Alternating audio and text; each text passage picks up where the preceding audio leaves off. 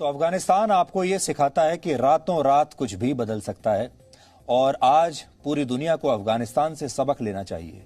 खास तौर पर हमारे देश के लोगों को अफगानिस्तान से क्या सबक लेना चाहिए, इसमें आज कुछ सीख छिपी हुई हैं जो आज हम आपके साथ शेयर करना चाहते हैं। इसलिए आप ध्यान से सुनिएगा। ये मत सोचिएगा कि अफगानिस्तान से आपको कोई लेना देना नहीं है। आपके लिए महज एक खबर है। आपको तस्वीरें बहुत दर्द भरी लग रही हैं, इसलिए आप ये खबर देख रहे हैं। इस खबर का आप पर भी असर पड़ सकता है अगर आपने इससे सीख नहीं ली।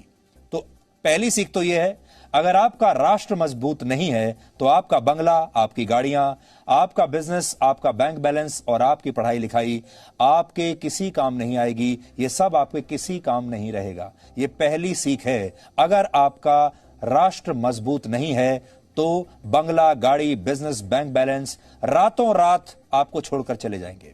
दूसरी सीख है, अगर आपका देश आत्मनिर्भर नहीं है तो आपकी अपनी संपत्ति की भी कोई कीमत नहीं रह जाती।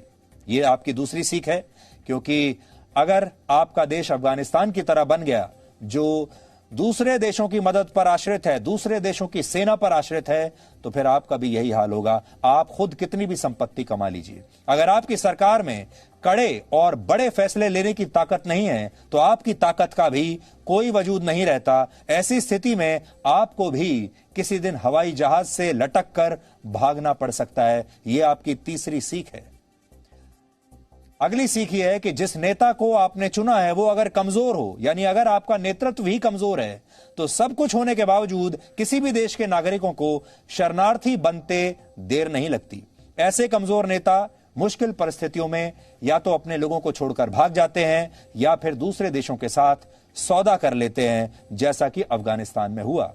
इसलिए वोट देते समय हमेशा यह याद रखें कि जिस नेता को आप चुन रहे हैं, जिस सरकार को आप चुन रहे हैं, वो आपके लिए और अपने देश के लिए मजबूती से खड़ी रहे, भागेगी नहीं। और सबसे बड़ी सीख यह है कि जाति, धर्म, डर और मुफ्त की चीजों के नाम पर आप किसी को भी वोट मत दीजिए।